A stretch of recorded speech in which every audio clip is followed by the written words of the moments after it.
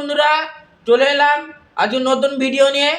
আজকে চলে গিয়েছিলাম রামনাথপুরে পদরাম জেঠুদের বাড়িতে। চলো যাওয়া যাক। আবার প্রথমে মন্দিরে তালা মেরে কেশব জেঠুর সাথে সৎসঙ্গে চলে গেলাম। গিয়ে দেখি সৎসঙ্গ শুরু হয়ে গেছে।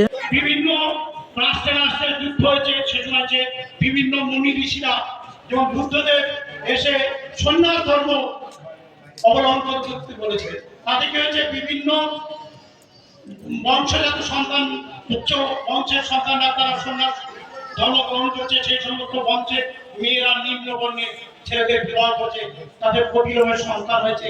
তাদের এই না মানার, এই যে আজকে আমরা যে জায়গাটায় আছি না, এই না মানার দেশে। এবার সৎসঙ্গ শেষ হয়ে গেছে, সবাই যে যার মধ্যে প্রণাম করে বেরিয়ে গেল।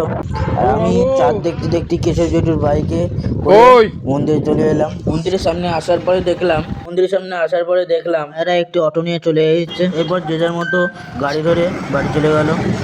এখানে রাখি। জয় গুরু। গুরু, তোমার চ্যানেলটিকে সাবস্ক্রাইব করো।